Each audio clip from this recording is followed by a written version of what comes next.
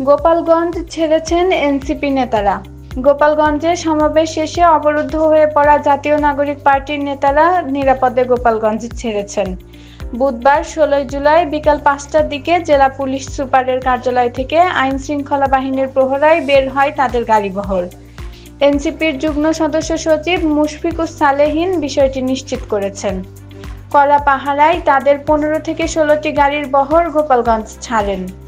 এই বহরে এনসিপির নেতাদের মধ্যে এনসিপির আহ্বায়ক নাহিদ ইসলাম, আক্তার হোসেন, হাসনাত আব্দুল্লাহ, সার্জিস আলম সহ শীর্ষ নেতারা রয়েছেন।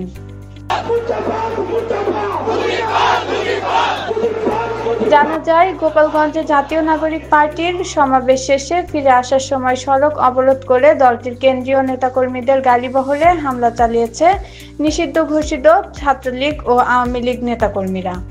দুপুর ২:৩০টার দিকে যখন এনসিপি নেতাদের গাড়িবহর শহরের পৌর পার্ক ও লঞ্চঘাট এলাকা অতিক্রম করার চেষ্টা করে, সেই সময় তাদের উপর ইটপাটকেল হামলা শুরু হয়। এই অবস্থায় পরিস্থিতি নিয়ন্ত্রণে সেনাবাহিনী ও পুলিশ সদস্যদের সঙ্গে যোগ দিয়েছেন ৪ প্লাটুন বিজিবি সদস্য। এর আগে সমাবেশস্থলে হামলা করে আওয়ামী লীগ ও নিষিদ্ধ ছাত্রলীগ। গোপালগঞ্জ শহর থেকে সাংবাদিকরা জানাচ্ছেন, শহরের পৌর পার্ক ও লঞ্চঘাট এলাকা কার্যত রণক্ষেত্রে পরিণত হয়েছে। ফাঁকা গুলি, রাবার বুলেট ও টিয়ার গ্যাস ছুড়েও পরিস্থিতি পুরোপুরি নিয়ন্ত্রণে আনতে পারেনি পুলিশ ও আইনশৃঙ্খলা বাহিনী। পুলিশের সঙ্গে হামলাকারীদের ধাওয়া পাল্টা ধাওয়ার ঘটনা ঘটেছে। সমাবেশস্থলে মঞ্চের পাশাপাশি চেয়ারগুলো রাস্তায় এনে আগুন ধরিয়ে দেওয়া হয়েছে। শহরের সব দোকানপাট বন্ধ রয়েছে এবং যান চলাচলও কার্যত বন্ধ হয়ে গেছে।